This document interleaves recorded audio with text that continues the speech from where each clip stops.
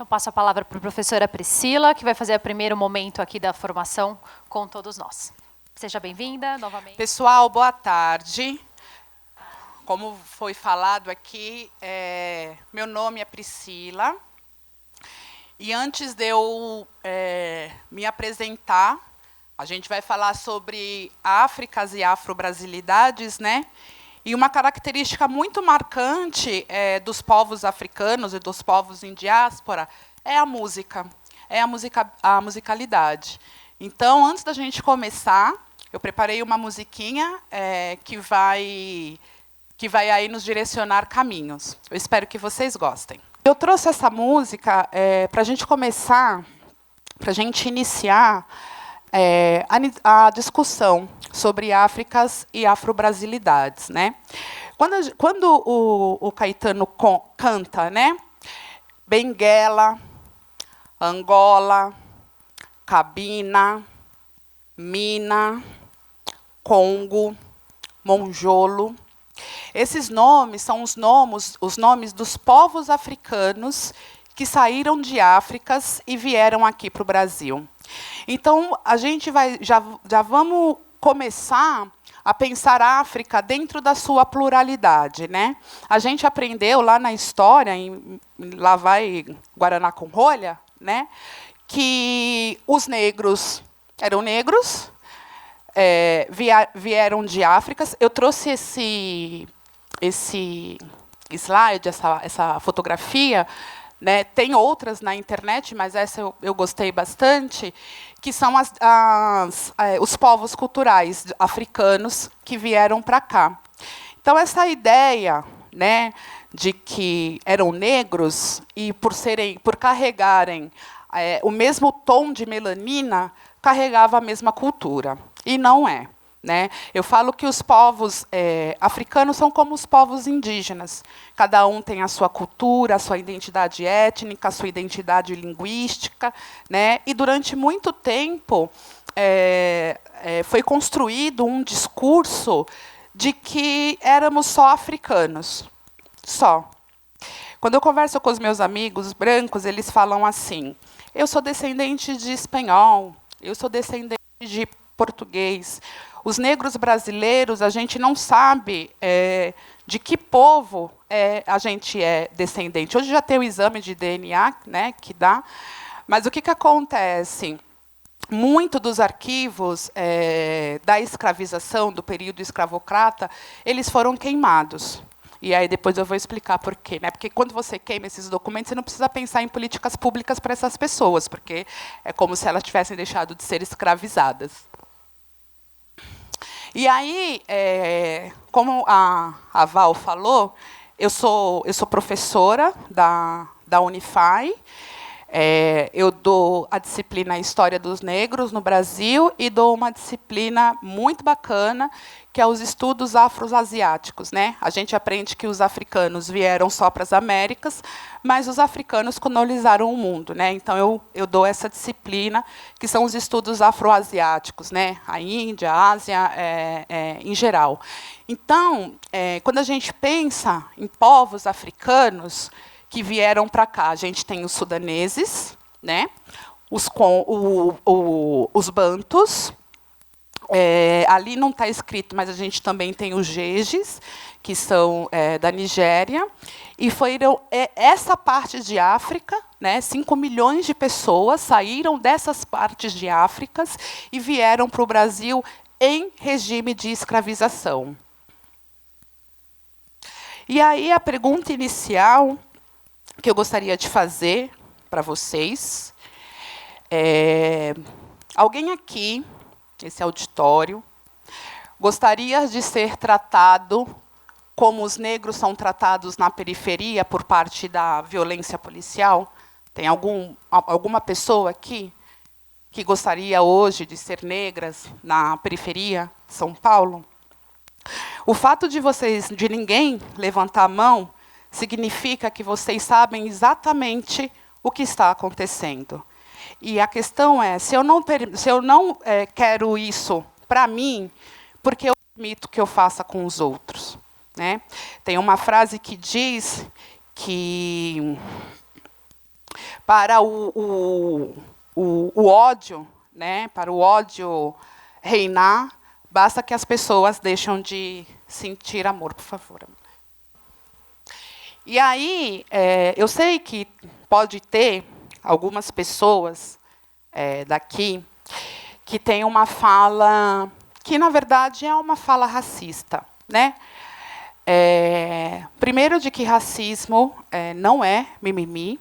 Muitas pessoas acham que falar de racismo não é necessário, porque no Brasil somos todos iguais.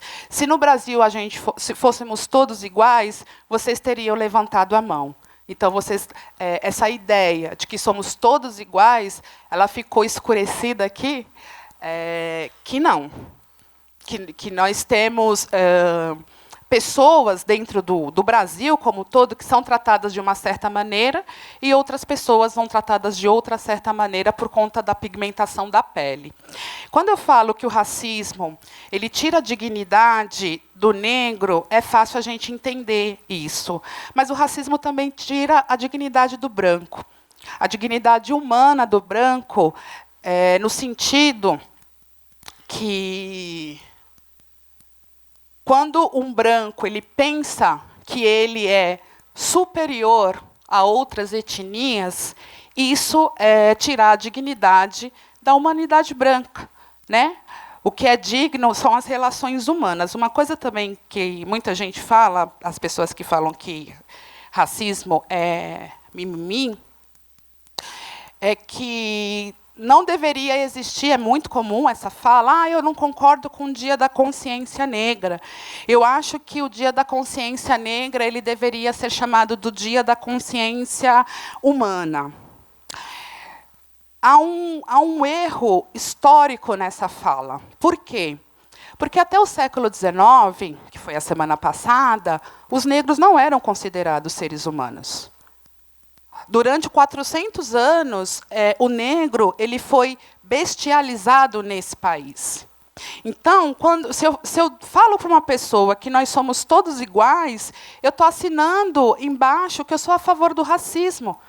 Porque a gente não pode tratar aquele... né, a gente não pode... como eu posso explicar aqui? Pode passar para a próxima. Então, o racismo ele é uma luta não do negro contra o branco, né? Muitas vezes as pessoas brancas elas olham para a gente que fala sobre a questão racial, e aí a gente tem que tomar muito cuidado para não construir um conhecimento entre eles e nós. Enquanto mulher negra, eu não acredito que é possível lutar contra o racismo sem a gente não dar as mãos para as pessoas brancas que são sensíveis a essa causa. A luta contra o racismo não é uma luta de negros contra o branco. Muito pelo contrário. É uma luta do encontro negro, do encontro branco, os dois com o mesmo nível de dignidade humana. Agora eu vou me apresentar. Meu nome é Priscila. Eu sou professora da rede municipal de São Paulo e professora da rede estadual. Né? Eu sou formada em História, me formei em História na PUC, aí eu fiz mestrado na História Social, também pela PUC, e agora estou fazendo doutorado em História Social, também pela PUC. A minha pesquisa de mestrado, eu fiz um estudo sobre as permanências da diáspora negra na sala de aula, como que a diáspora negra aparece dentro das salas de aula. Eu dou aula no Capão Redondo, que é na zona sul da cidade de São Paulo, e também dou aula num lugar chamado Vila das Belezas, né? Então, eu moro na região central de São Paulo, mas trabalho e sempre trabalhei nas periferias da Zona Sul. Por que eu trouxe essa questão? Né? O que é lugar de fala? Então quer dizer que o branco não pode falar sobre o racismo? Pode. A questão é que, durante muito tempo, a gente teve narrativas que parecia que vinham de lugar nenhum. Então, todo mundo fala de um lugar. Eu falo desse lugar. Professora, negra e periférica. Também dou aula na Unify, mas onde eu atuo no cotidiano mesmo, no chão da escola. Eu fico muito feliz de poder estar aqui contribuindo com essa discussão, porque uma das coisas que, durante muito tempo, eu percebi, eu também faço, né, a gente faz essas formações, mas uma coisa que eu sentia muita falta, às vezes a pessoa dominava totalmente o tema, né, você via e tal, só que ficava muito na questão da teoria, né, não estava ali no chão da escola. E a gente precisa de resposta, né? O que eu faço quando o meu aluno chama o outro de macaco? Eu preciso... Como intervir? Como agir diante dessa situação? E só sabe dessa situação a gente, que está na sala de aula, todos os dias, no cotidiano. Né? Eu vou tentar fazer aqui... tirar a academia da discussão acadêmica, teórica, intelectual, mas como que essa discussão ela reverbera na nossa prática educativa. Então, eu dividi a nossa formação em 4 blocos de 30 minutos cada. No primeiro momento, é a parte que eu falo que é mais chatinha, que eu vou historicizar a relação que os povos negros tiveram com a educação no pré-abolição e após a abolição. Então, vou falar um pouquinho para vocês como é que foi a não política educacional voltada para crianças negras e indígenas. Né? No segundo momento, a gente vai falar um pouquinho sobre o porquê somos racistas, e é uma coisa muito importante. Eu parto do pressuposto que todos nós somos racistas, porque a gente vive numa sociedade racista. Então, a gente tem valores racistas e, muitas vezes, a gente nem se dá conta. Né? Então, eu brinco que há pessoas, né, há pessoas não negras que compreendem a questão racial e há pessoa não negras que não compreende a questão racial. Pode passar. No terceiro momento, a proposta é trazer atividades mesmo, como trabalhar a questão negra dentro da sala de aula, né? Como trabalhar isso. Aí eu trouxe alguns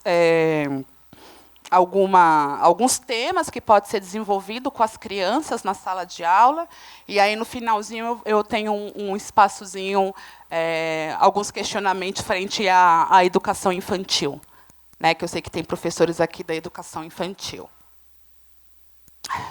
E aí, por último, vou abrir para vocês, para a gente trocar.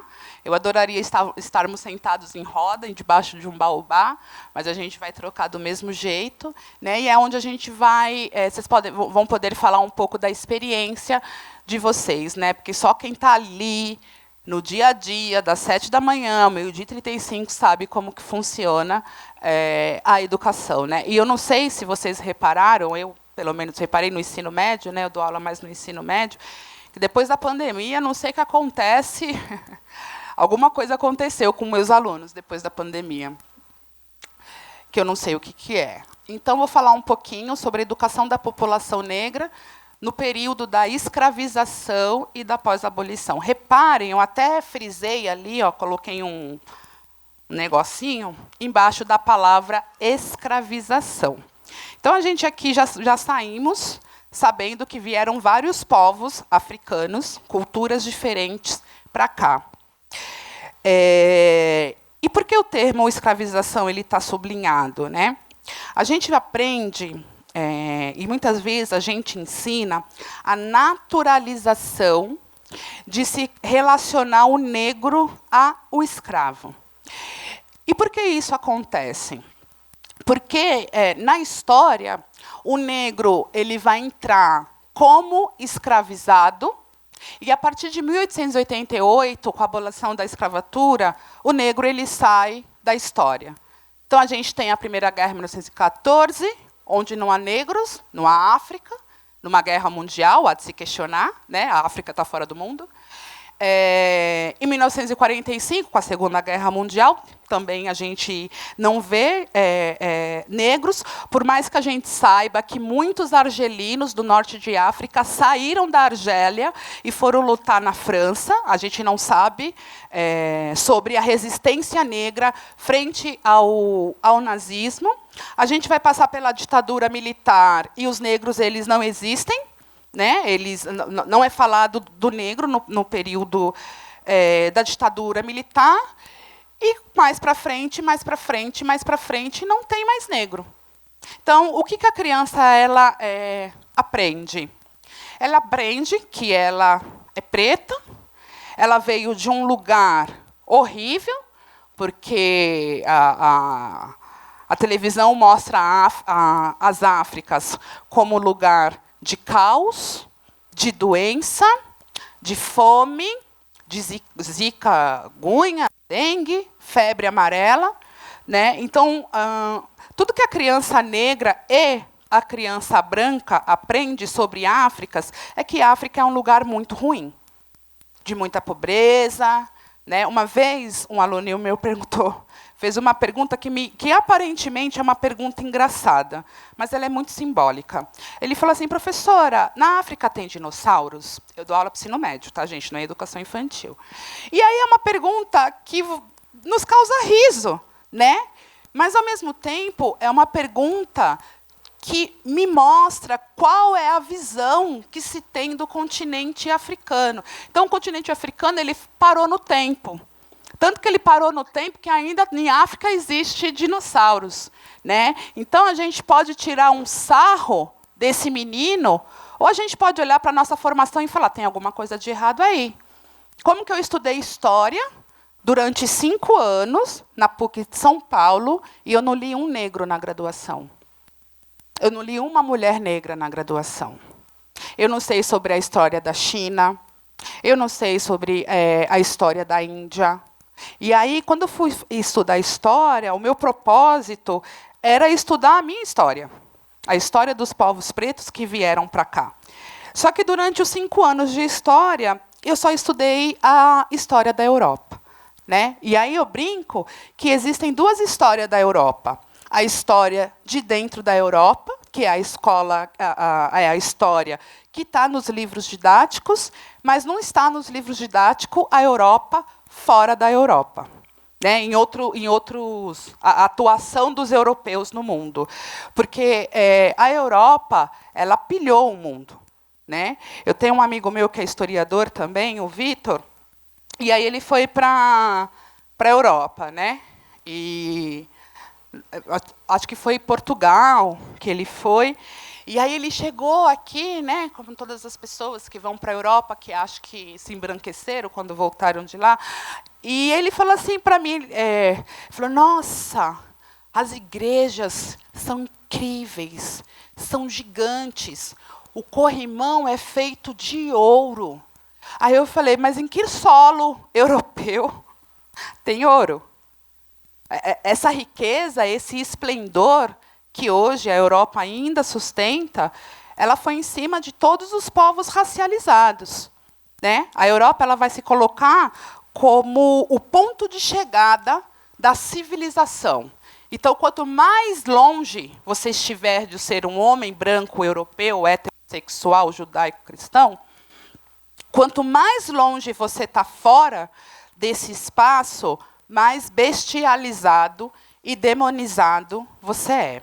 Uma outra pergunta também que os meus alunos me fizeram, um aluno meu, e olha, eu dou aula no Estado há 12 anos, nunca me fizeram essa pergunta, ninguém nunca me fez essa pergunta. Ele falou para mim assim, uma pergunta simples. Ele falou, professora, mas por que os negros? A gente aprende que o negro foi escravizado porque ele era negro, mas não é isso. Né? Quando eu mostrei para vocês o mapa dos povos que vieram para cá, esses povos eles não foram escolhidos aleatoriamente. Eles foram escolhidos porque eles eram uma mão de obra especializada. Então, nós tivemos aqui povos que já tinham desenvolvido em África a fundição de ferro, dos minérios. A gente já tinha, em África, uma farmacologia que a Europa só vai ter o mesmo patamar no século XIX. Né? Pode passar. E aí eu vou trazer para vocês um pouquinho. Lá na frente, a gente, se der tempo, vou falar sobre a questão das cotas raciais, mas para a gente entender a questão das cotas, porque parece que é assim, né? Ah, não, mas as cotas tá dando um privilégio. Falei, tá, mas vamos fazer uma situação hipotética. Que cor vocês acham que tem as pessoas que fazem medicina na Universidade de São Paulo? Branco. Todo mundo branco. As cotas, elas sempre existiram. As cotas sempre existiram. Só que agora ela está se direcionando para as pessoas que estão fora, né, da construção do conhecimento no Brasil. Mas se a gente entra num curso e esse curso só tem brancos, ali é uma cota. Pode passar. Então, na época do Império, os negros não era permitido para eles estudarem. A educação não foi oferecida, nunca foi oferecida, obviamente, nem para a população escravizada e nem para a questão indígena. A questão indígena eu não vou entrar porque é uma outra cosmovisão, né?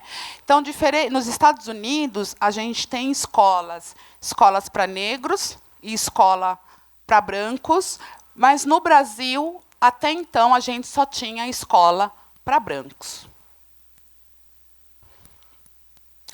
Contudo, a gente teve duas experiências, ainda no século XIX, de duas escolas que formavam a educação básica, formavam os escravizados, né, e os libertos. Pode passar. Então, a gente tem um colégio cesarino. Eu gosto muito de trazer as fotos, né, para a gente ter essa dimensão. Ele foi um professor preto, e que questionou a falta de educação primária para a população preta, para as crianças pretas, né? Então, eu posso dizer aí que foi a primeira escola afrocentrada do Brasil. Isso ainda no século XIX. Pode passar.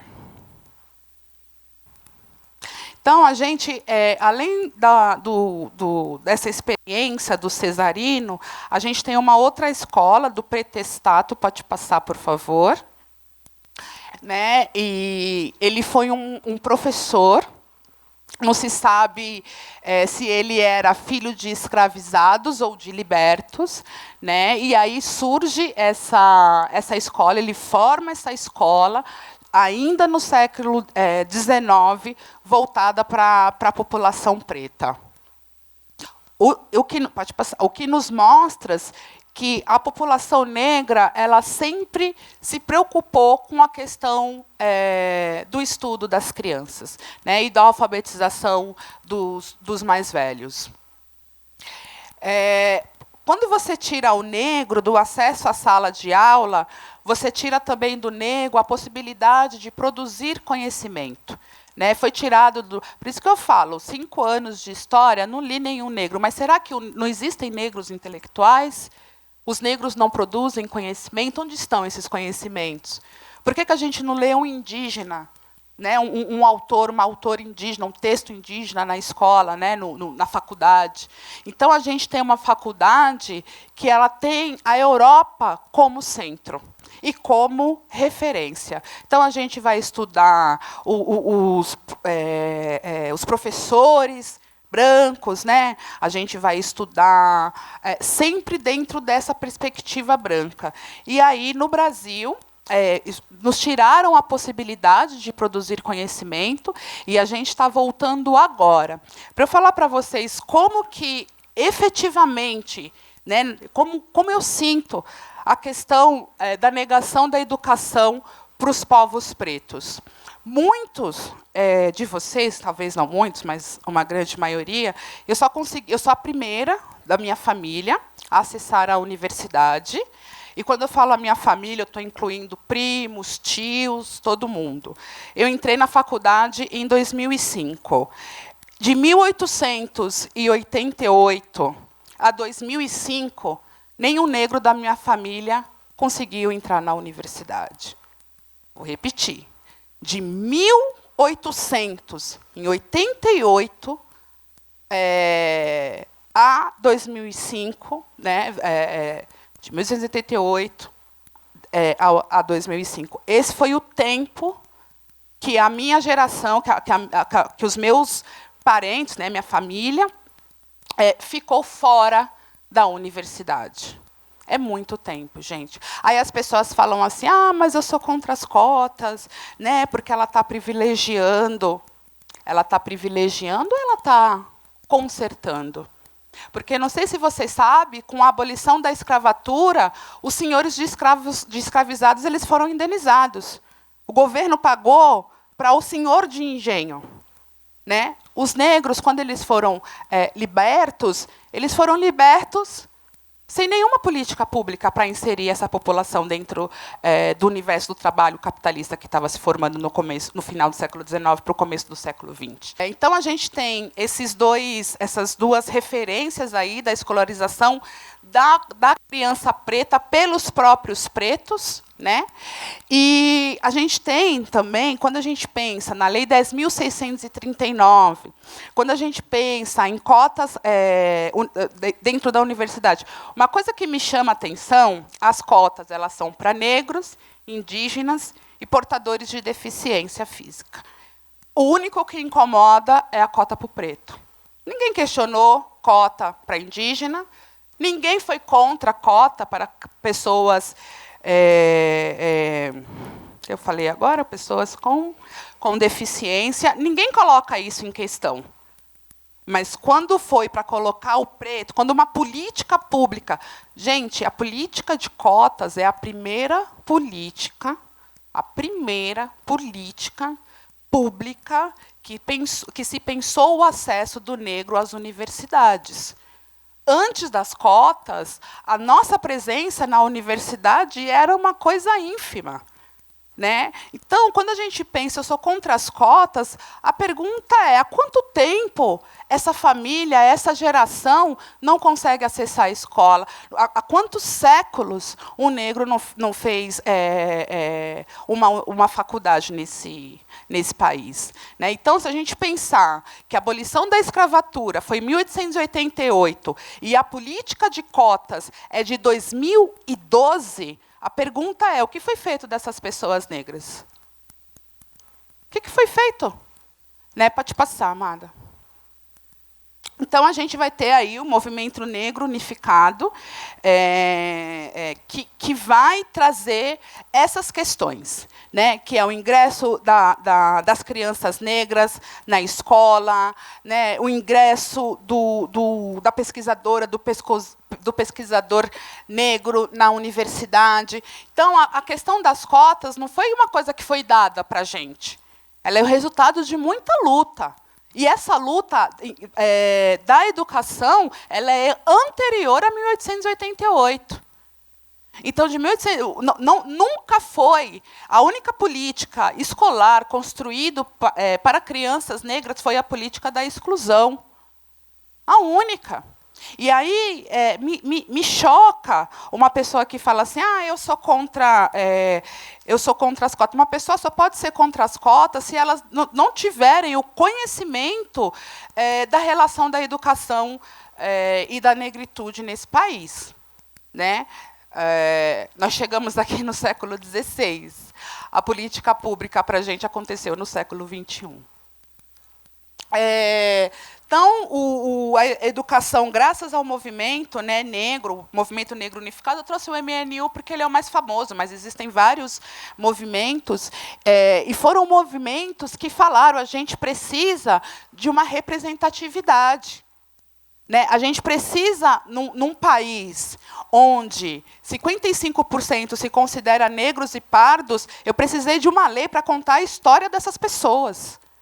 Porque a história dessas pessoas elas foram silenciadas, elas foram apagadas.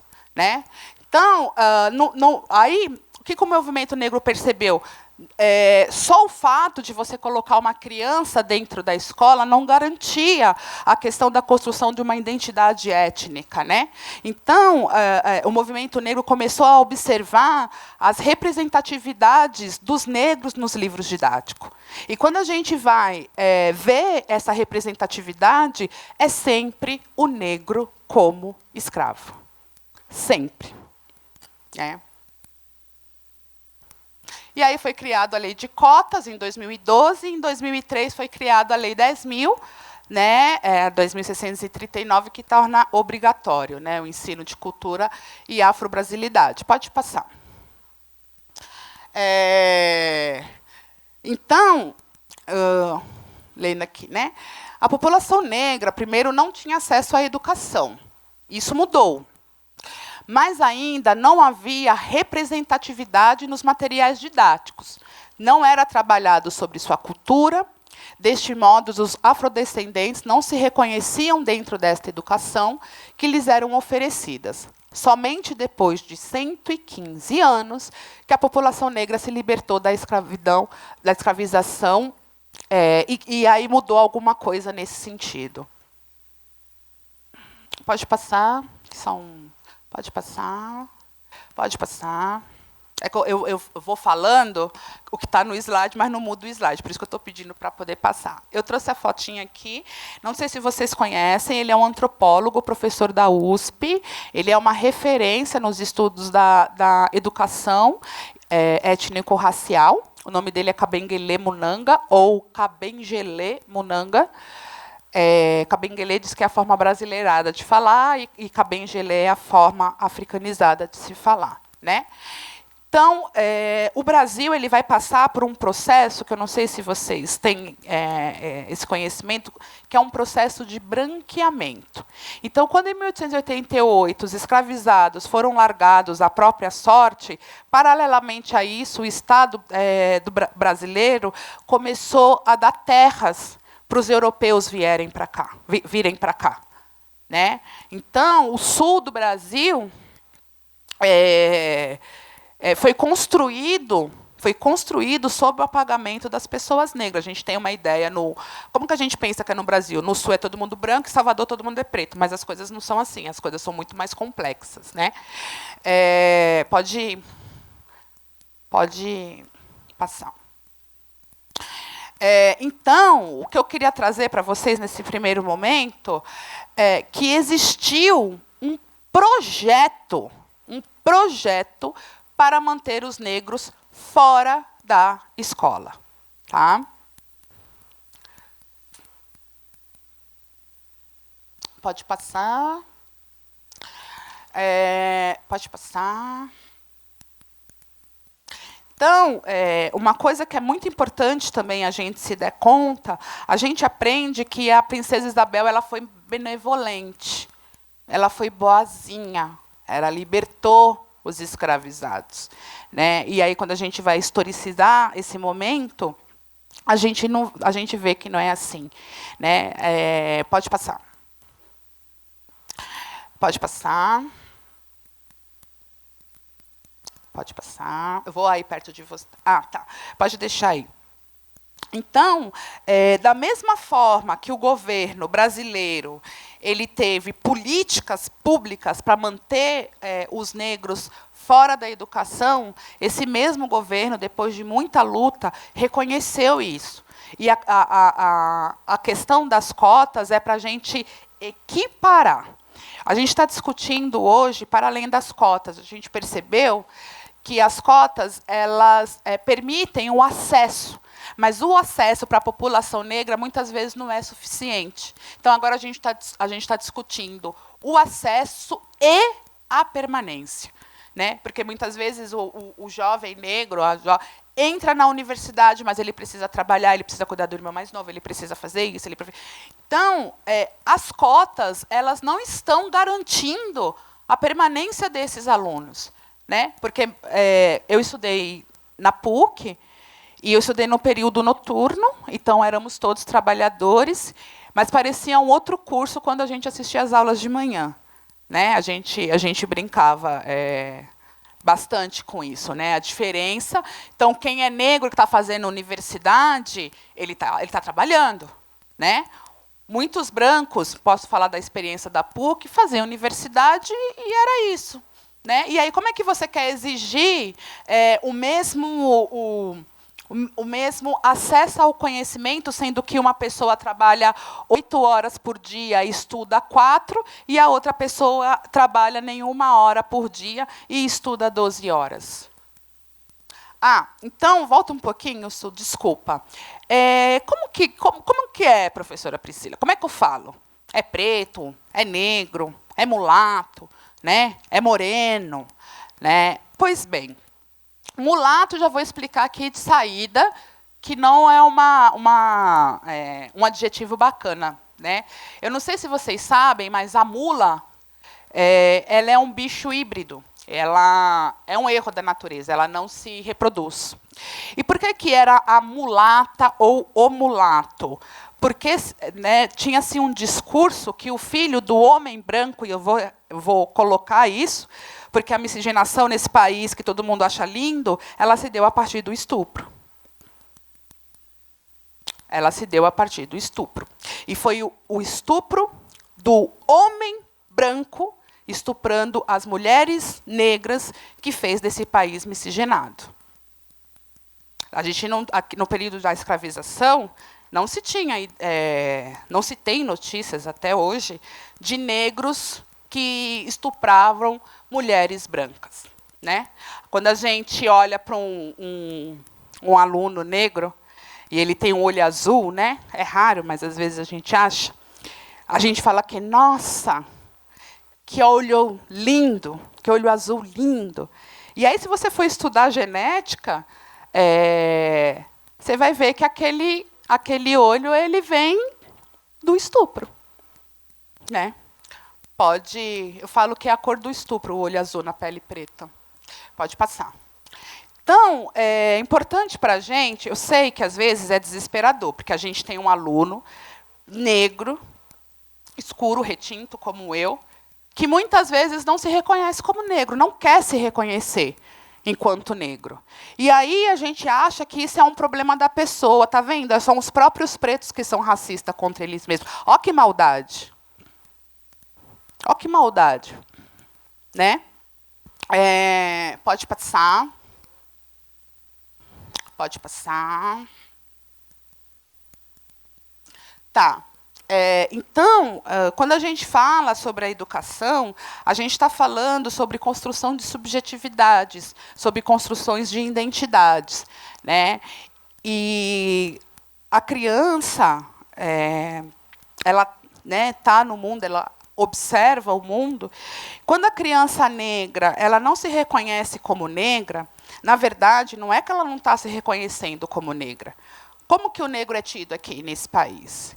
Ele é ladrão, alcoólatra, bandido, traficante. Não é que a criança não quer ser negra, ela não quer ser, ela não quer que esses adjetivos voltados para a população negra recaia sobre elas. Não é a criança que não é muito comum, né? A criança não se aceita, mas a sociedade aceita a criança negra. Como é que a criança negra vai construir uma identidade positiva de si mesma? Vou dar um exemplo.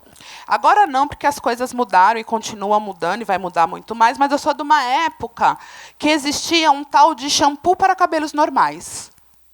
Já escutaram essa expressão? Parece uma expressão tão ingênua, né?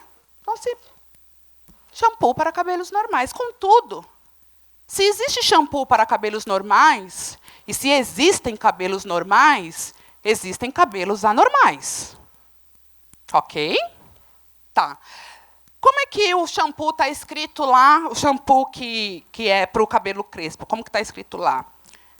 Ressecado, com frizz, química, seco, com frizz. Parece uma bobagem, mas a gente vai criando dentro da gente que o nosso cabelo ele é anormal. Porque no comercial... Estou falando quando... Eu sou velha, tá, gente? Então, estou falando mais do passado. Eu acho que agora tem Tem mudado muito. Então, quando a criança está na escola e todas as princesinhas da contação de história são brancas, como que a criança negra vai se sentir?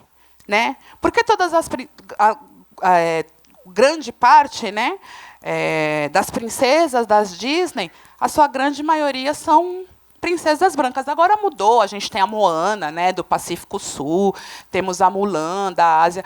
Gente, eu sei disso tudo porque eu sou mãe de 3 filhos, tá? Então, meu repertório de desenho, eu entendo bastante, pode passar. Então, como é que a criança ela vai construir, a criança negra, como que ela vai construir a sua identidade de uma forma positiva?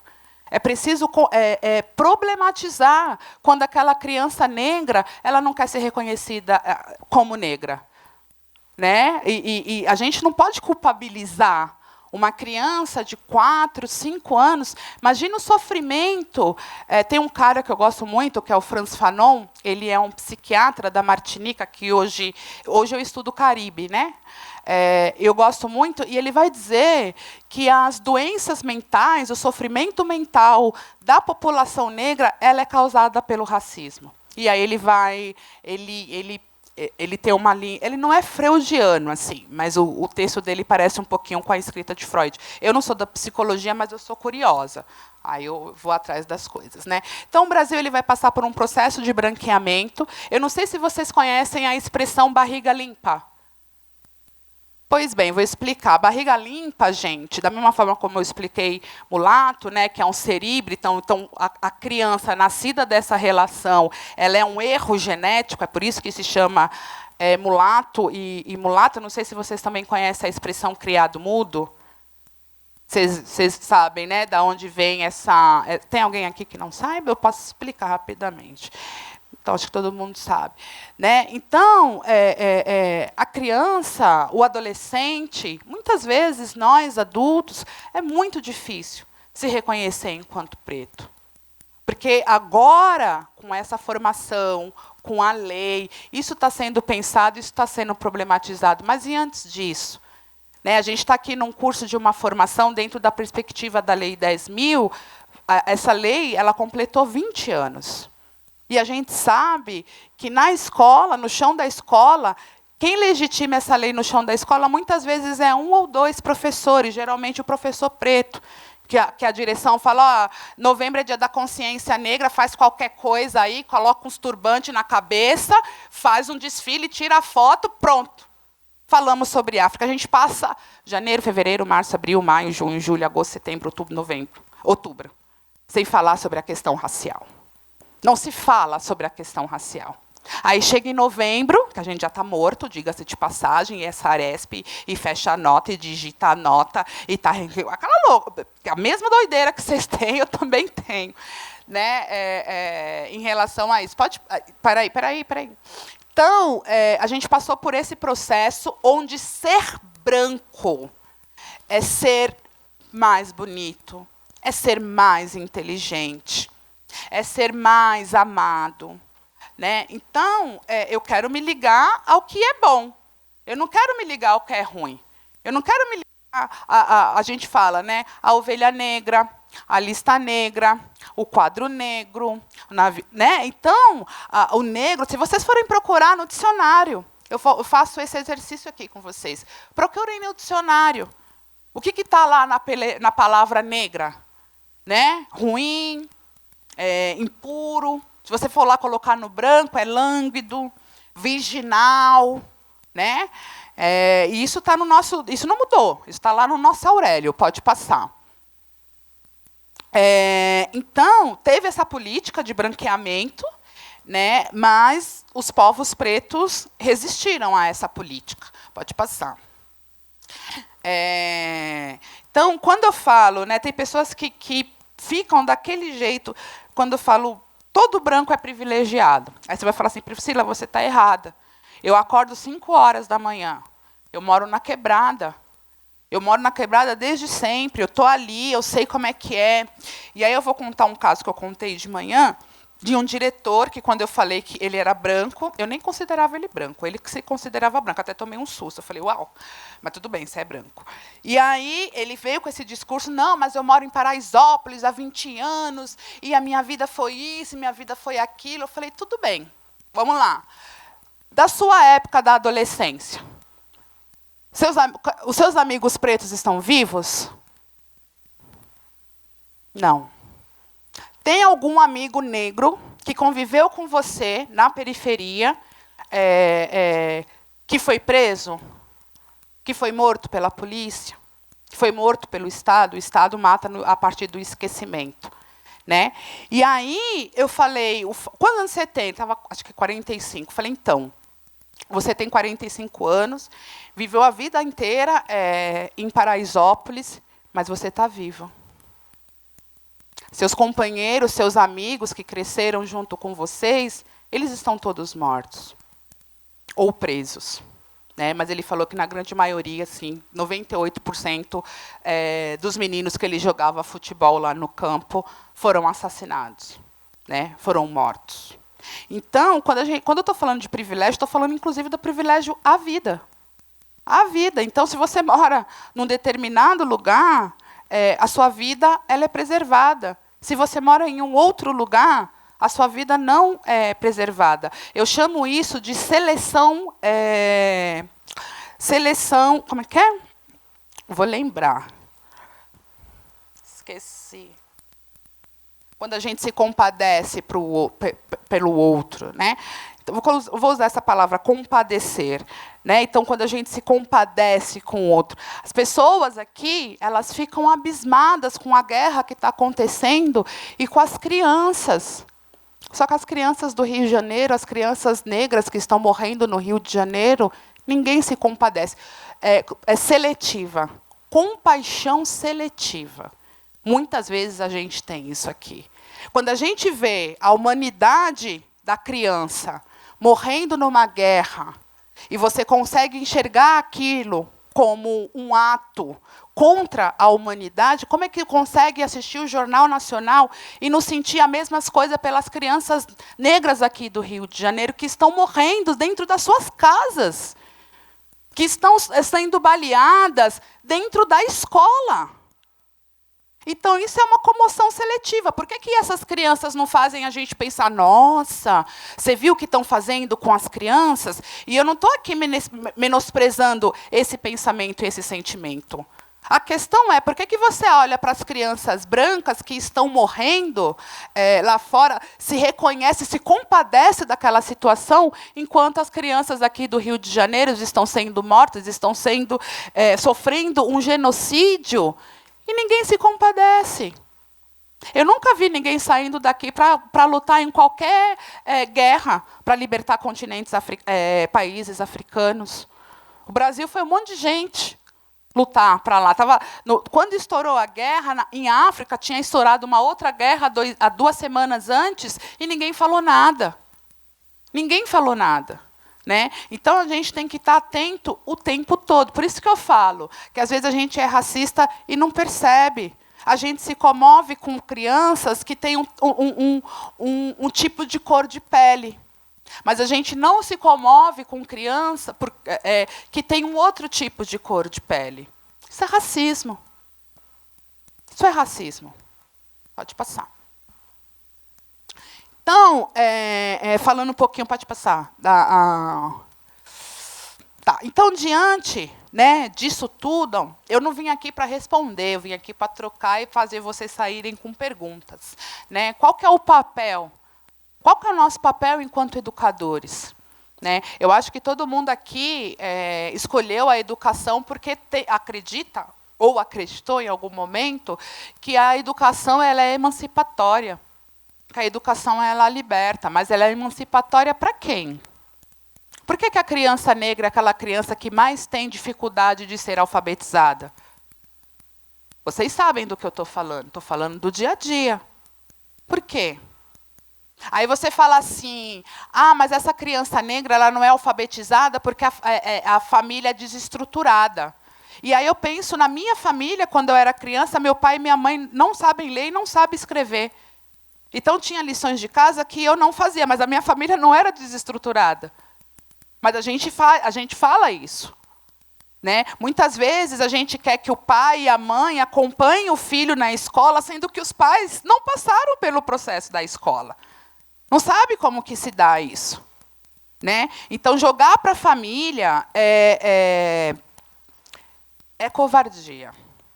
É covardia. Pode passar. Então, a gente não tem um caminho exato, né, para a luta aí antirracista. A gente tem vários caminhos. E eu torno a dizer que eu só acredito na luta contra o racismo se a gente der as mãos. Se a gente não der as mãos, se o branco ficar sempre na defensiva, eu já escutei branco falando para mim assim, mas eu não comprei nenhum escravo. Eu não escravizei ninguém. Ele mora na Higienópolis, num apartamento de 3 milhões, e a empregada dele é preta e entra pela porta de serviço. Mas ele não escravizou ninguém, então ele não tem responsabilidade. E eu não estou falando culpabilização, eu estou falando de responsabilidade. Né? Então, a gente só pode lutar contra uma sociedade racista se a gente admitir que somos racistas, senão a gente vai estar lutando contra quem? O racista é sempre o outro. Depois eu vou, se der tempo, vou falar uma experiência que eu tive também, que eu me dei conta de como o racismo a gente internaliza mesmo. Né? Pode passar. Ótimo. Por que somos racistas? A maior característica da Angelina Jolie, eu acho ela uma mulher, quem não acha, né, gente? Uma mulher maravilhosa, linda. E uma das características que deixa a Angelina Jolie, na minha opinião, eu acredito que em alguns de vocês também, é aquela boca. Né? O quê da Angelina Jolie é a boca. Só que se aquela mesma boca da Angelina Jolie estiver na boca de uma pessoa negra, aquilo chama beiçola. É assim que aquela boca bonita. Então, assim, os lábios, né, bem desenhados, os lábios grossos, ele fica bonito numa pele branca.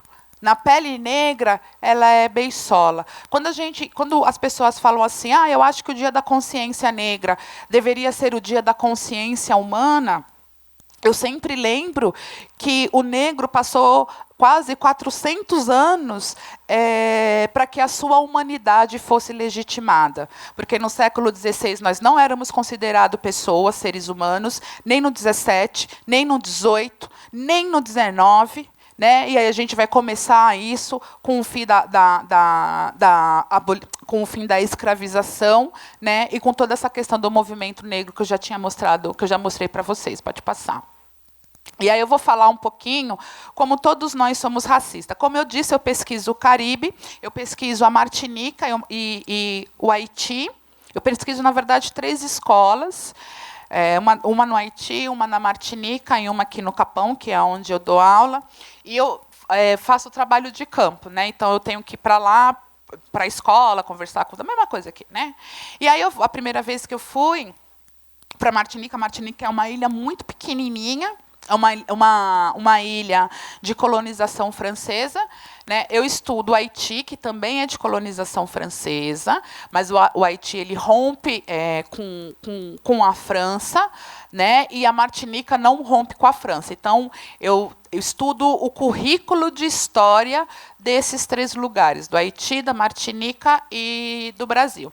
Aí, para chegar na Martinica, é uma viagem gigante, você tem que ficar pulando, né, de um avião para avião.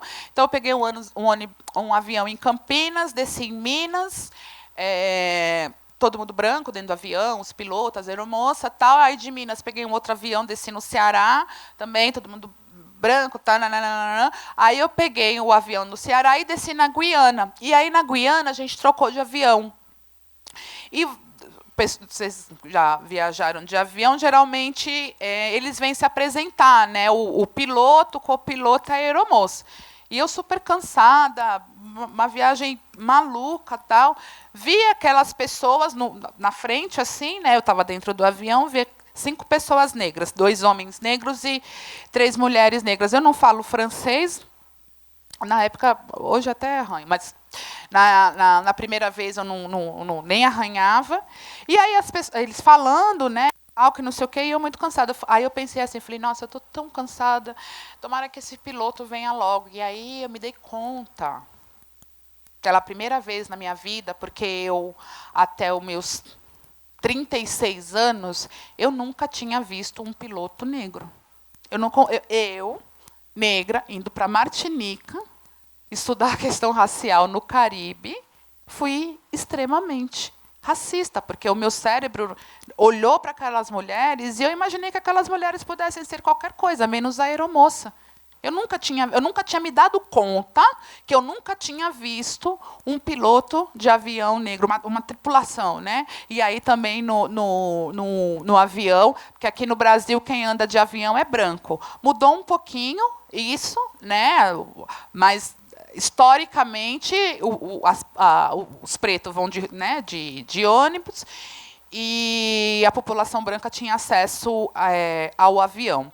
Então, quando eu me percebi, quando eu não reconheci, eu falei, gente, preciso ler mais, eu preciso trocar mais, eu preciso estudar mais, porque foi um susto eu tomar dar essa escorregada, mas me fez refletir como o racismo está introjetado dentro da gente. Né? Como se fizesse parte do nosso DNA. Então, não existe pessoas que não sejam racistas. Todos nós somos racistas, só que existem 2 tipos. Né? Eu falo que, na verdade, não dois, né? Mas, perdi o fio da meada, mas eu vou voltar. Pode passar. Vai voltar. Tá. E aí, vou mudar um pouquinho. Quanto tempo a gente tem, Sui? Tá.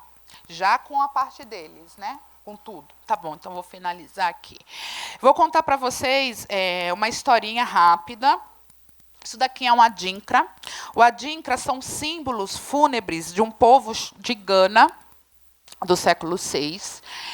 E uma vez eu estava brincando com meu filhote. Ele era pequenininho, tinha uns 2 aninhos, e aí eu dei uns apertãozinhos, uns cheiros, e ele começou a ficar irritado. Aí o meu pai falou assim, ai, para de ficar perturbando o menino, deixa o menino. Aí a minha mãe gritou lá da cozinha, deixa a menina que pede galinha no mata-pinto. No caso, deixa a menina sou eu. Aí ela falou gritou, né, que pede galinha no mata-pinto. Eu nunca tinha escutado essa expressão em toda a minha vida. Eu falei, oi?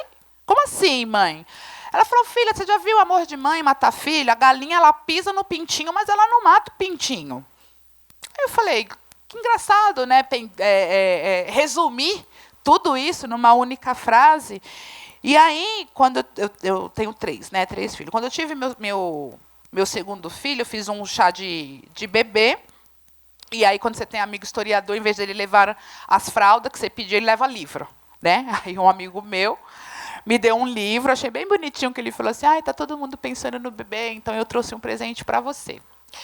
E aí eu recebi um livro chamado Adinkra, né? E eu folheando o livro para ver os símbolos, achei esse símbolo que é a coconã, que significa pé de galinha no mata-pinto. Meu cérebro explodiu, né? Eu falei, gente, como que minha mãe reproduziu uma fala do século VI, do povo Axante, em África, né, que tem outras variáveis de formar valores. Né? E aí eu fui estudar um negócio chamado tradição oral. Né? Pode passar.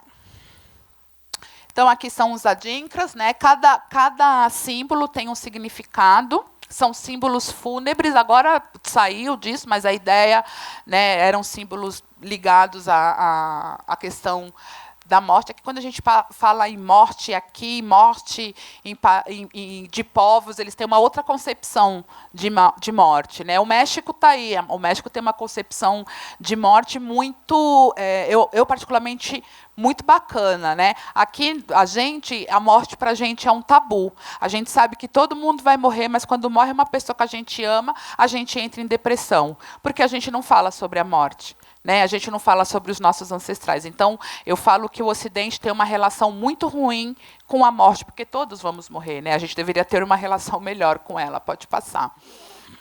Aí eu trouxe, né, o povo Axântia daquela partezinha de África. Pode passar. Pode passar. Então, eu fui, né, fiz essa pesquisa, fiz a minha pesquisa de mestrado, porque me chamava muita atenção das crianças e dos adolescentes negros terem mais dificuldade para se alfabetizar. E aí eu fui, as pedagogas não vão gostar do que eu vou dizer, mas a minha pesquisa ela se deu como que o Ocidente construiu a ideia do analfabeto. Né, como que a letra ocidental ela vai construir essa ideia de analfabeto. Né? Então, povos de tradições orais, eles foram classificados como povos analfabetos, povos ignorantes, povos que estavam parados no tempo. Né? Então, a gente tem aí uma construção histórica e social de dizer que aquele que não domina a letra e a escrita é um ignorante. A gente aprendeu e, muitas vezes, a gente está chamando de ignorante mulheres velhas que têm um conhecimento absurdo sobre plantas medicinais. A gente não legitima esse conhecimento porque esse conhecimento não passou pelo letramento. Contar outro caso também. Eu tive a minha filha numa casa de parto, que todo mundo... Né, como é que você vai parir numa casa de parto? Se acontecer alguma coisa, tem que ir para o hospital. E que se não... Eu falei, olha, né, para as pessoas que falavam assim, eu falei assim, olha, o parto ele só começou a ser no hospital no século XX. Até hoje, né, gente, se nasce em casa. Né? Mas isso é uma coisa muito recente. E aí, o que acontece quando a gente for falar da hierarquização do saber? Então, hoje, as parteiras que têm um conhecimento milenar, passado de mãe para filho, não são reconhecidas como obstetras. Ela prepara o banho, ela prepara a garrafada, ela faz o parto, né? Ela ajuda no pós-parto, e ela faz isso desde sempre, porque ela aprendeu com a avó, que aprendeu com a mãe. Mas aí esse conhecimento, que era um conhecimento feminino, o parto era uma medicina feminina, onde somente as mulheres dominavam essa medicina, parto era coisa de mulher, passou-se a ser no hospital feito por homens brancos médicos. Então você desconsidera um conhecimento milenar e começa a considerar um conhecimento que é construído em 7 anos de universidade. Isso é a hierarquização do saber. Pode passar. Não, pode passar, não. Então, hoje, né, entrando dentro o negro, quando ele entra dentro da universidade, ele não leva para dentro da universidade só o cabelo crespo e a pele preta. A gente leva nossos conhecimentos, a gente leva, inclusive, os nossos questionamentos, que são outros. Né? Então, quando o negro ele vai acessando a universidade, ele vai questionando essa estrutura de falar por que na história ou na pedagogia a gente só lê gente branca. Povos indígenas não desenvolveram pedagogias, povos negros não desenvolveram, não tinha criança nesses lugares. Né? Então, quando a gente vai para a universidade, a gente traz assuntos, conceitos que até então nunca foram colocados dentro da universidade, porque a gente não estava lá. Né? Então, quando o preto entrou na universidade, ele entrou junto com as Áfricas, diásporas africanas, mulheres negras, religiões de matriz africana, feminismo negro, masculinidades, gênero, hip-hop, a Lei 10.000, tradições orais, capoeiras, afro-brasilidades, indígena, a Lei 11.000, mães solos, comunidade LGBTQIA+, gordos, nordestinos, imigrantes racializados. Eu falo imigrantes racializados, porque o Brasil trata as pessoas que vêm do Haiti de uma forma e as pessoas que vêm do Líbano de outra forma, mesmo os dois sendo migrantes. Né? A gente sabe que é diferente aqui. Né? Pessoas com deficiência, periferia, periféricos, professores e professoras ou pessoas sensíveis a essa temática. Então, o negro, a gente, quando entrou na universidade, a gente não entrou só com a nossa cor da pele e nosso cabelo crespo. A gente trouxe essas questões para ser discutida dentro da universidade, porque a universidade ela não está fora da sociedade. A USP, ela acha que ela é... Eu brinco... Meu marido estuda na USP, eu não sei se vocês lembram, eu chamo a USP de O Fantástico Mundo de Bob. Não sei se vocês lembram daquele desenho. Tan, tan, tan, tararara, porque as discussões dele, ele é historiador também, está no mestrado na História Econômica, e ele falou que até agora ele não leu ninguém preto. Leu ninguém. E aí eu trouxe para vocês umas dicasinhas do que é possível trabalhar dentro da sala de aula, dependendo da disciplina. Né? Então, a gente tem aí a história afro-brasileira e a história da África, né, durante muitos anos, tanto nas pesquisas como no ensino de história do Brasil. O papel de milhões de pessoas negras foram silenciados. Né? Aí eu coloquei duas frases assim, que eu gosto muito, que não são minhas. Né, que ele é o Abdias que fala, né? Existe uma história negra sem o Brasil, mas não existe o Brasil sem a história negra. Né? E aí eu também sempre falo que o negro, na historiografia, ele entra como escravo e sai quando é liberto. Então, tudo que a gente estudou sobre a negritude foi no regime de escravização.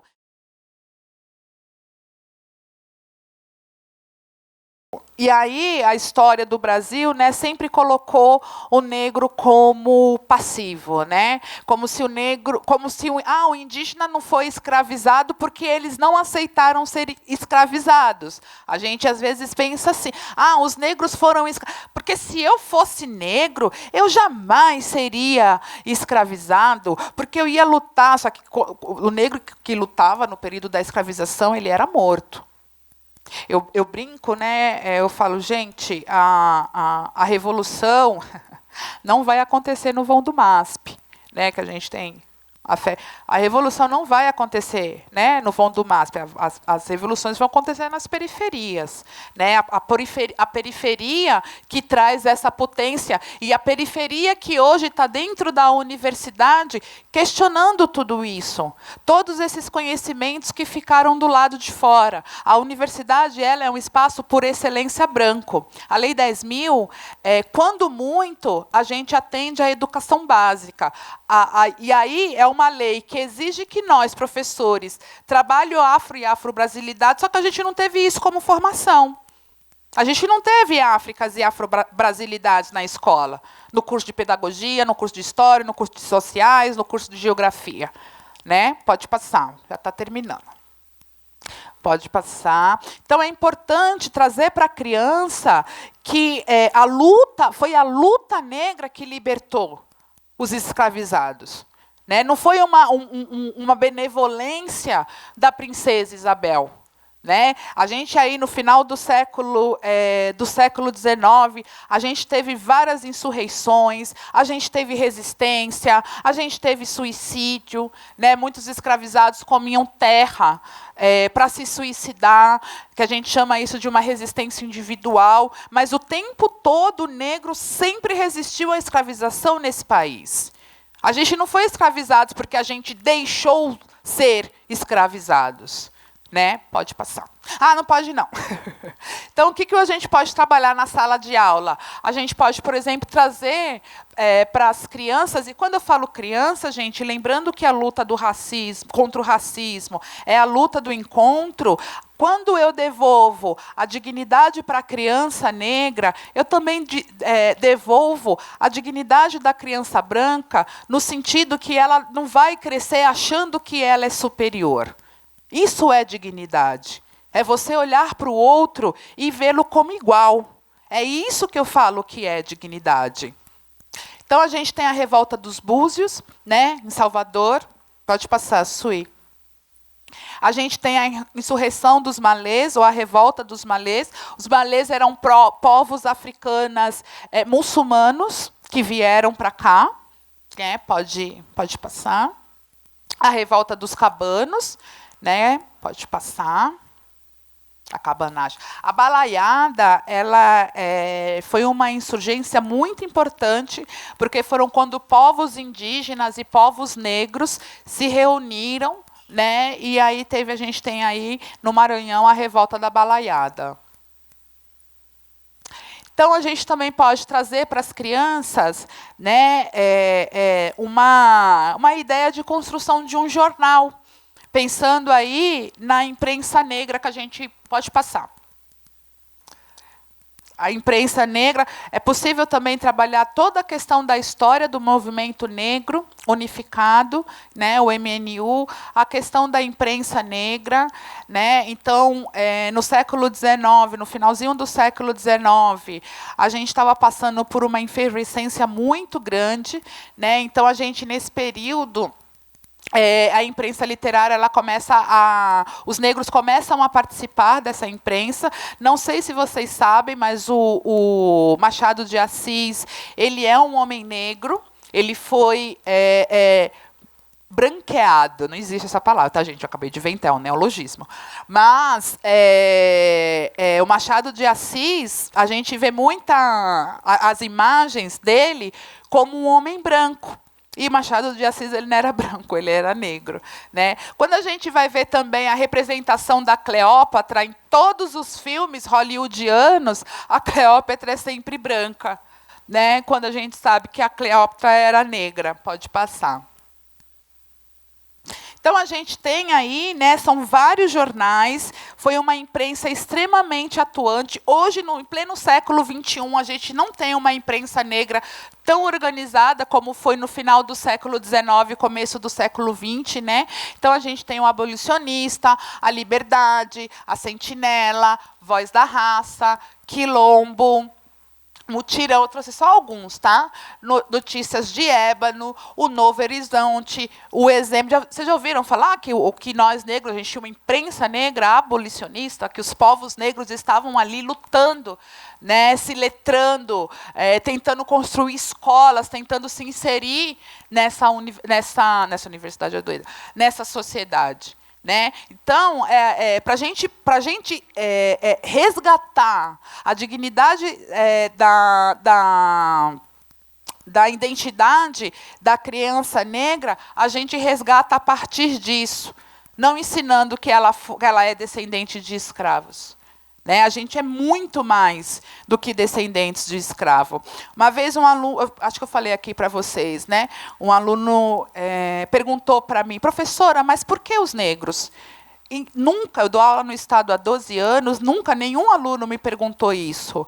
E isso deve chamar a atenção, porque se eles não perguntaram, eles naturalizaram a ideia de que todo negro é escravizado.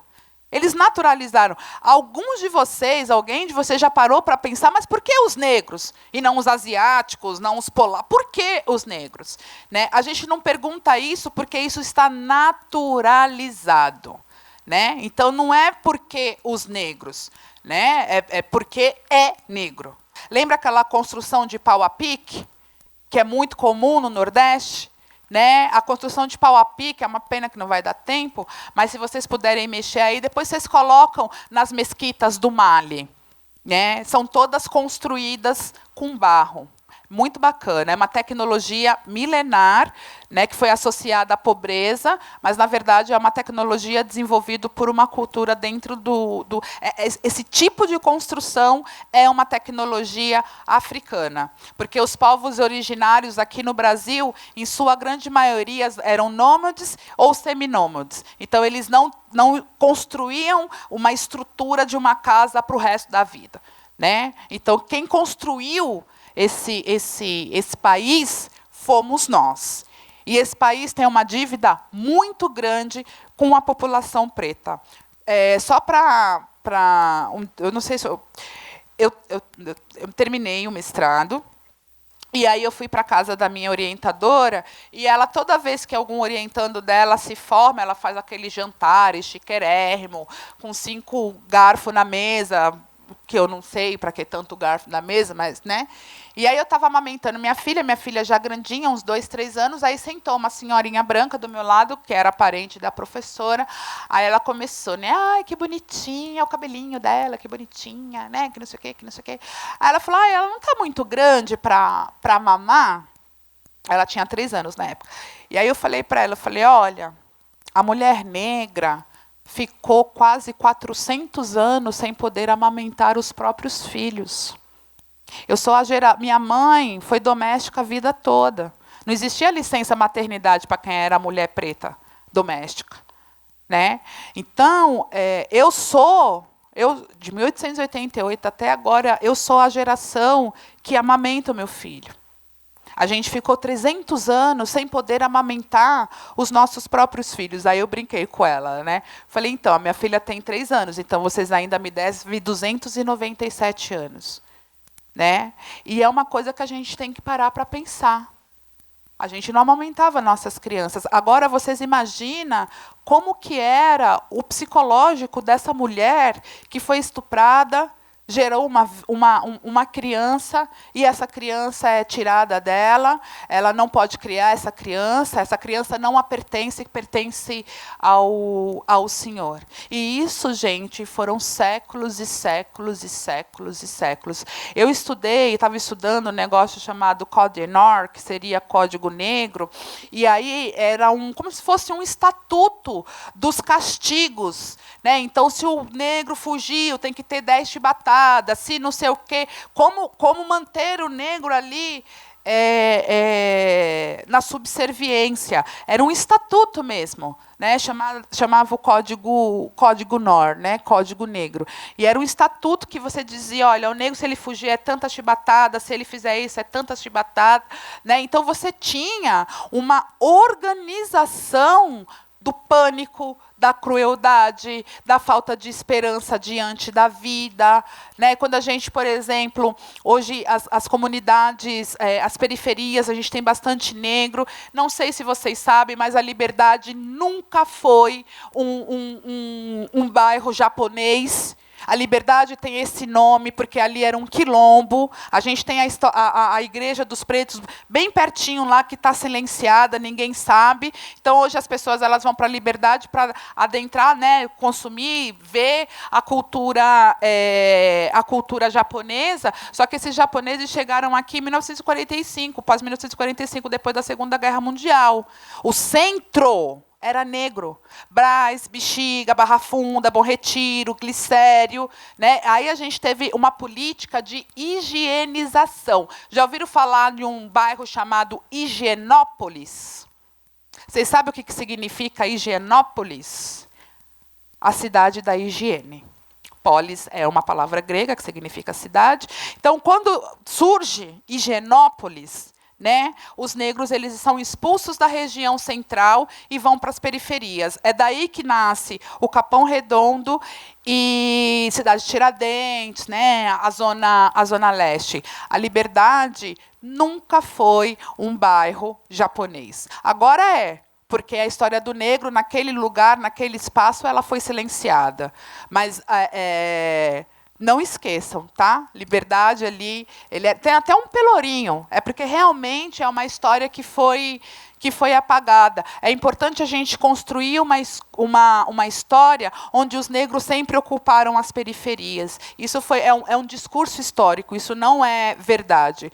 Pode passar. Então, vocês também têm a questão do movimento feminista negro, que vocês podem trazer no EJA, que é bem interessante. O EJA é uma população que são muito resistente de se ver enquanto negros, porque carrega todo o estigma. Eu ainda tive a possibilidade de ressignificar a minha identidade negra. Muitas vezes esses senhores, essas senhoras não tiveram essa possibilidade. A relação com a branquitude sempre foi uma relação de subserviência. Então, são domésticas, são cuidadoras, né? O negro sempre nos servindo, né? Como, sei lá, garçom, motorista. Pode passar. E vou voltar aqui. Quanto tempo a gente tem? Mais 10 minutos, né? Vou acelerar aqui, que eu quero escutar vocês. Então, quando a gente fala sobre a história da África, a gente tem que pensar a história da África fora desse modelo decolonial que mostra para a gente a África sempre um caos, e que as únicas coisas... Em África, se você assiste Discovery, a Discovery mostra que na África não tem pessoas. A Discovery mostra que na África só tem bicho. Você vê a girafa, você vê o leão, eu adoro, diga-se de passagem. Leão, mas não tem pessoas. A National Geographic ela esquece de dizer que aquele lugar também tem pessoas, né? Então, a gente tem uma ideia de que o continente africano, ele, na verdade, é um grande safari. E não é. Né? Pode... Então, dentro das ciências, da matemática e das tecnologias, o que a gente pode passar para os nossos alunos, né? O nosso pai da medicina, Imhotep, antes, né? 3.000 anos antes da era cristã, já realizava cirurgia. O primeiro médico que ganha esse título de médico, quem desenvolveu a medicina, foram os povos africanos. Lembrando, gente, que os seres humanos eles surgem em África. Né? Então, grande parte das tecnologias que hoje estão no mundo, elas se desenvolveram dentro do continente africano, como o domínio do fogo, por exemplo. Né? Então, o continente africano, ele humanizou, nos humanizou. A gente deixou de ser macaco e passou a se tornar humano dentro de África. É dentro de África que a gente tem todo o período de humanização. A gente se torna seres humanos, para quem acredita nessa questão das ciências. Espera aí. Esqueci totalmente o que eu ia falar agora. Desculpa, gente. Fugiu. Desculpa. Vai vir, sempre vem. Tá. Então, né, a gente tem essa medicina, né, que já tinha sido desenvolvido em África. A gente tem também, na região da Uganda, os povos Bangoro, eles já faziam uma cirurgia de parto, que hoje a gente vai chamar de cesariana. Eles que desenvolveram a técnica da medicina da cesárea. Né? Os conhecimentos médicos, né, tanto do Mali quanto do Egito, permitiu a realização de cataratas 4.000 anos antes da era cristã. Pode passar. Né, na linguagem, na oralidade e nas literaturas. Né? Então, a gente, na educação infantil, eu faço isso na educação, no Fundo de 2 e dá certo. Eu monto dicionários dos meus alunos. Né? Então, a gente pesquisa palavras de origens africanas, de origens indígenas, e aí a gente faz um dicionário. Né? Vocês que são da educação infantil, em vez da criança escrever, ela pode desenhar nesse dicionário. Né? Então, o português brasileiro ele foi chamado de pretuguês, pela importante filósofa intelectual Lélia Gonzalez. Né? Isso porque o português do falante brasileiro possui marcas de línguas africanas. Por exemplo, o modo de pluralizar as palavras por meio de prefixos, que é uma característica das línguas banto. Então, a gente fala as casa, os menino, os livro, Isso, gente, não significa que os nossos alunos eles são analfabetos e não sabem ler e escrever. Eles falam desse jeito porque é uma influência gigante da língua banto na língua portuguesa. E a gente que vai estudar pedagogia, a gente aprende que quem fala as casas é ignorante, quando, na verdade, o ignorante somos nós. Pode... então, a gente também emite, né, a consoante, então a gente não fala falar, a gente fala fala, fazer, dizer, comer. Essa falta de R é uma característica das línguas bantus, ou bantus, tá, gente? Pode ser bantus ou bantus. Né? É engraçado como eles gozam a gente quando a gente diz que é Flamengo. Chamam a gente de ignorante, dizendo que a gente fala errado. E, de repente, ignoram que a presença desse R no lugar do L inexiste na língua banto. Afinal, quem é o ignorante? Ao mesmo tempo, acho o maior barato a fala dita brasileira, que corta os R's do infinitivos verbais, que condensa você em ser, o está por tá e por aí afora. Não saca que estou falando português. E aí vocês podem trabalhar dentro do processo da alfabetização sobre essa questão do português, né? Como que as línguas africanas elas vão influenciar também a língua portuguesa e as línguas indígenas. Eu não sei se vocês sabem, mas no Brasil hoje se falam 230 línguas. A gente tem que questionar por que a gente fala... A gente é um país que tem 230 línguas e só a língua do colonizador é tida como a língua oficial. No Paraguai, por exemplo, o Guarani é a língua oficial. Aqui no Brasil, até o século XIX, grande parte da população falava o Guarani. No século XX, do final do século XIX, eles vão proibir, né, a fala do Guarani e vão instituir na escola que a única língua desse país é o português. E isso lá atrás. Hoje, a gente fala 230 línguas. Né? Imagine as línguas que morreram aí no processo da colonização. E quem são, né, da onde são essas 230 línguas? São dos povos indígenas e dos povos negros, porque nos terreiros de candomblé se canta ainda em Yorubá e em Banto. Então, quando a gente está lá ensinando a língua portuguesa, é importante que a gente trabalhe sobre esses vieses. É uma língua portuguesa? Ou é uma língua portuguesa, né? Pode passar.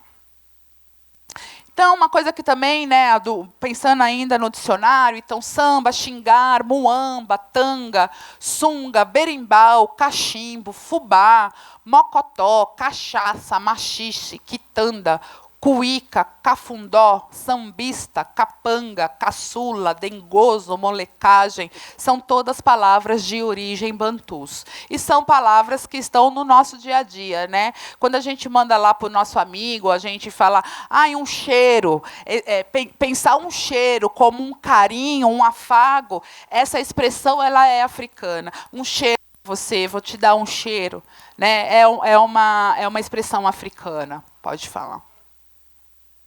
Então, na educação infantil, né, já está finalizando, né? Como que a gente trabalha a educação infantil, o antirracismo na educação infantil, né? Como que a gente vai levando essa criança, porque não é a gente que tem que dizer para a criança que ela é negra. A gente tem que criar possibilidades e ferramentas para que a criança consiga se perceber negra e de uma forma positiva. Essa é a nossa responsabilidade. Né? Então, dentre os brinquedos que as crianças brincam, há bonecas e bonecos negros. Lembra que eu falei da importância da representatividade para a criança na educação infantil?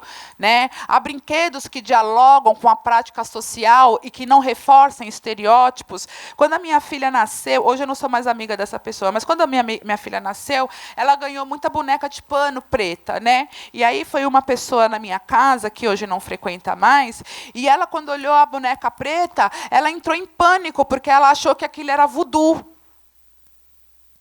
Ela achou que aquilo era voodoo. É para a gente ter essa dimensão de como o racismo opera. Né? Então, e aí ela não foi mais na minha casa, porque uma coisa que é importante, a gente que trabalha com a educação infantil, a gente tem que tomar muito cuidado com aquele filme A Princesa e o Sapo. Né? A Princesa e um Sapo é um filme onde tem a primeira princesa negra, mas é a única princesa da Disney que passa 90% do seu tempo em forma de sapo. Minha filha falou: mãe, eu não gostei dessa princesa, porque eu não sou um sapo.